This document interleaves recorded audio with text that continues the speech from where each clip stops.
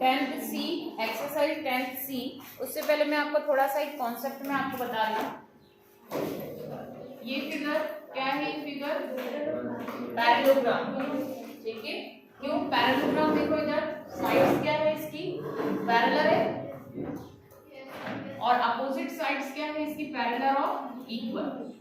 जिसे रेक्टेंगल में opposite sides equal होती है ना, उसको भी हम क्या कह सकते हैं? पैरेललोग्राम बोल सकते हैं, ठीक है। पैरेललोग्राम और रेक्टेंगल में ये डिफरेंस रहता है कि इसमें ईच एंगल 90 नहीं होता है ना। पैरेललोग्राम क्या रहेगा? अपोजिट साइड्स इसकी क्या रहती है? Parallel and equal. जैसे इसको नेम दे दिया हमने ABCD, तो AB parallel to CD and AB is equal to CD, ये इसकी प्रॉपर्टी है ना। Similarly BC parallel to AD, और क्या कह सकते हैं? BC is equal to AD, ठीक है। और भी पैरेललोग्राम में आपको ध्यान रखना है, अपोजिट एंगल्स आर इक्वल। यहाँ x है तो ये भी x ही होगा, यहाँ 10 डिग्री है तो वो भी 10 डिग्री ही होगा, ठीक है। जो भी है x की वैल्यू वो ही सामने, opposite angles are equal. Parallelogram में क्या ध्यान रखोगे? अपोजिट एंगल्स आर इक्वल और अपोजिट साइड्स भी इक्वल होती है, ठीक है। अब आ जाता है, अगर फोर साइड इक्वल है और पैरेलल है, इस तरह से ये फोर साइड इक्वल और अपोजिट साइड्स क्या हो गई? पैरेलल, तो ये क्या फिगर बन रहा है? पैरेललोग्राम में ये क्या बन रहा है? कौन सा पैरेललोग्राम है? रोम्बस, क्योंकि फोर साइड इसमें क्या हो गई? इक्वल हो गई, तो इसको हम क्या बोलेंगे? रोम्बस, ठीक है। इसमें फोर साइड इक्वल है और अपोजिट साइड्स पैरेलल है, ये आपको ध्यान रखना है ना। इसमें आपको ये भी चीज ध्यान रखनी है कि इसके जो डायगोनल्स है वो क्या करते हैं? Bisect each other at right angle. Bisect का मतलब क्या होता है? इक्वल पार्ट में डिवाइड करना, और right angle it means 90 degree पे कट करते हैं, ठीक है। तो कुछ प्रॉपर्टी आपको ध्यान रखनी है, उस पे बेस्ड अब अपन 10th सी की एक्सरसाइज करेंगे, ठीक है। तो अब देखो इसमें फर्स्ट क्वेश्चन जो है आपका 10th सी में, ए जो है वो इस तरह से पैरेललोग्राम बना हुआ है। यहाँ बना हुआ है 50 डिग्री, ये x है, ये 8, ये a और ये 5 और ये b। तो प्रॉपर्टी अब हम लगा लेते हैं। तो a की वैल्यू क्या हो जाएगी? According to property of parallelogram a is equal to 8 ही होगा। क्यों होगा 8? क्योंकि प्रॉपर्टी क्या है? पैरेललोग्राम की opposite sides are equal, so a is equal to 8 and b is equal to 5 and what is the value of x?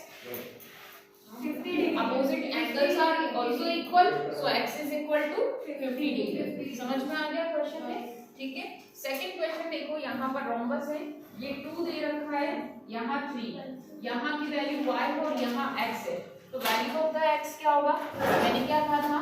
Rhombus में क्या होता है? Diagonals bisect each other at right angle.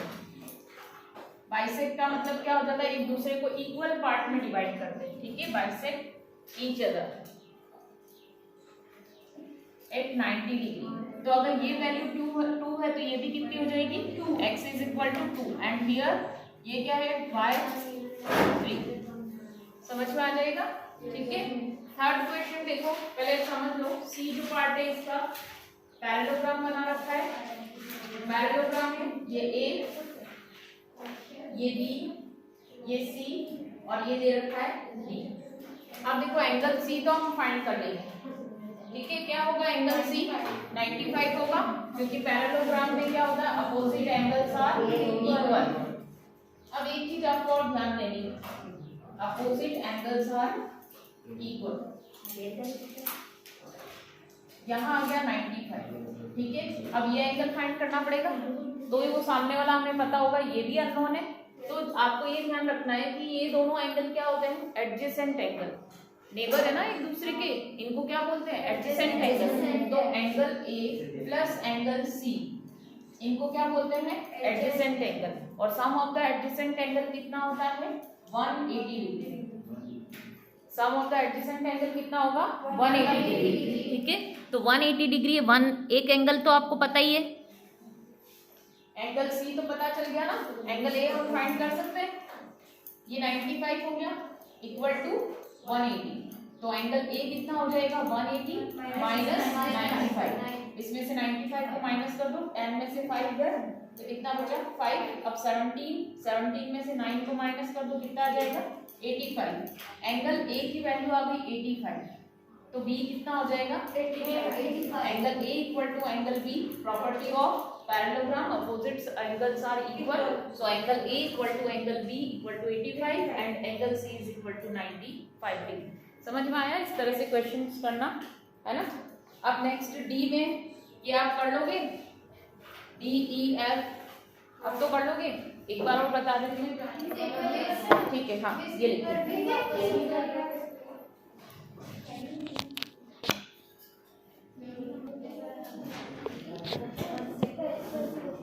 Next D में देखो angles दे रखे हैं x Y, ये 2x है, पैरेललोग्राम है, ठीक है। पैरेललोग्राम में क्या हो जाएगा, अपोजिट एंगल्स तो इक्वल होते है ना, पैरेललोग्राम में अपोजिट एंगल इक्वल्स होते हैं और चारों का सम कितना होगा, क्योंकि क्वाड्रिलेटरल तो है ही है, सम ऑफ द फोर एंगल्स 360। यहाँ हमने ले लिया x 2x, ये भी 2x, अब ये x भी किसके इक्वल है, y के, तो y की जगह हम क्या लिख सकते हैं, x लिख सकते हैं, इन सब का सम कितना है 360। अब इस y की जगह हमने x लिख दिया, तो ये क्या बन जाएगा, लाइक टर्म बन जाएगा। लाइक टर्म बनने से क्या होगा, हम x की वैल्यू आराम से फाइंड कर सकते हैं, ठीक है। तो y की जगह x पुट कर देते हैं, x plus 2x plus 2x plus x equal to 360। Count कर लो कितना हो गया, 3 4 5 and 6x equal to 360। So value of x is equal to divide by 6 यानी 60 डिग्री। तो x वैल्यू ऑफ x कितनी हुई 60, तो y की कितना होगा 60, यानी इसकी वैल्यू भी यही है, y की भी, y तो x के इक्वल था, ठीक है। नेक्स्ट वाले क्वेश्चन देखो, हमें पता है प्रॉपर्टी ऑफ पैरेललोग्राम के अकॉर्डिंग हम अगर देखते हैं तो opposite angles are equal, so 3m equal to 120, so m is equal to 120/3, ठीक है, डिवाइड बाय कर देंगे इसको, तो क्या हो जाएगा 40 आ जाएगा, 3 4 12, ठीक है। इसमें भी देखो सेम करना है, इसमें पहले x की वैल्यू क्या होगी, पैरेललोग्राम के अकॉर्डिंग क्या आ जाएगा, x इक्वल टू 6 आ जाएगा, ठीक है। Opposite and sides are equal, opposite sides are equal, एक तो ये प्रॉपर्टी लगाई हमने यहाँ पर, और एक क्या लगाया, अपोजिट एंगल्स आर इक्वल, यहाँ हम लिखेंगे अपोजिट एंगल्स आर इक्वल, ठीक है। तो ये y इक्वल टू कितना हो जाएगा 45/5, यानी वैल्यू ऑफ y इज 9, ठीक है।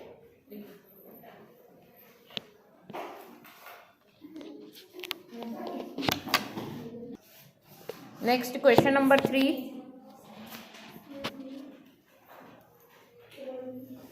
question number 3, the measure of two adjacent angles of a parallelogram in the ratio 4:5. Question number 3 is adjacent angle, sum of the adjacent angle of parallelogram क्या बताया था 180, ठीक है। अब रेशियो में जब भी एंगल दे रखे हैं 4:5, तो लेट द एंगल्स क्या हो जाएंगे 4x and 5x, and we know that sum of the adjacent angle of parallelogram is 180, 4x and plus 5x equal to 180. Adjacent angle of parallelogram is 180. So according to question, 4x plus 5x is equal to 180. 4x and 5x is a like term, so become 9x. 9x is equal to 180, और value of the x equal to 180 upon 9, 20 तो one angle is 4 into 20, x की value put कर दोगे तो कितना हो जाएगा 80 degree, and another one is 5 into 20 100, दोनों का सम आ रहा है 180, ठीक है। नेक्स्ट क्वेश्चन नंबर 4,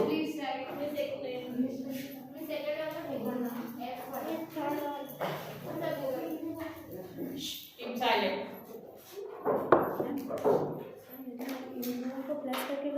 नहीं वो नहीं बताना है, बस इतना ही करेंगे।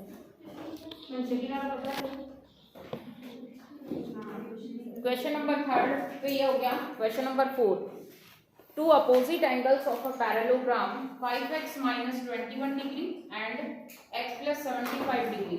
Find the measure of each of the angles of a parallelogram. Opposite angles कैसे होते हैं पैरेललोग्राम के? इक्वल होते हैं। तो इन दोनों इक्वेशन को हम क्या करेंगे? इक्वल में, क्योंकि प्रॉपर्टी ऑफ पैरेललोग्राम क्या है? इक्वल होते हैं अपोजिट एंगल। तो फोर्थ क्वेश्चन में क्या दिया है आपको?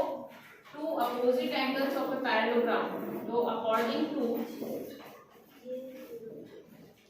प्रॉपर्टी ऑफ पैरेललोग्राम,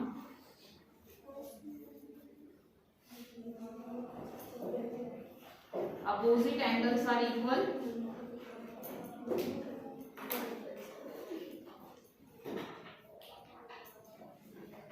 तो एंगल्स क्या दे रखे हैं? 5x minus 21 degree is equal to x plus 75 degree. ठीक है, यहाँ हम क्या करते हैं? आप लाइक टर्म क्या है? x और डिजिट x को हम सॉल्व कर लेते हैं। x जो है इधर लेके आ जाते हैं, तो 5x जब x इधर आएगा तो क्या हो जाएगा? माइनस का हो जाएगा। ठीक है, और माइनस का 21 जब इक्वल टू उधर जाएगा तो प्लस का 21 हो जाएगा। ठीक है, तो 5x माइनस x कितना हो गया? 4x 1x उसमें से माइनस हो गया, और इसको प्लस कर दो, कितना हो रहा है? 96। तो x is equal to 96 divide by 4, कितना आ जाएगा? 24। अब हमें फाइंड करना है, find the measure of the each of the angle. Angle भी फाइंड करने हैं, यानी इसमें हम x की वैल्यू रखेंगे। वन एंगल तो है हमारे पास 5x minus 21 और अनदर है x plus 75। तो one angle is 5 into x की जगह क्या पुट कर देंगे? 24 minus 21। ठीक है, 5 into 24 करोगे 120 minus 21 कितना आ जाएगा? 99 डिग्री।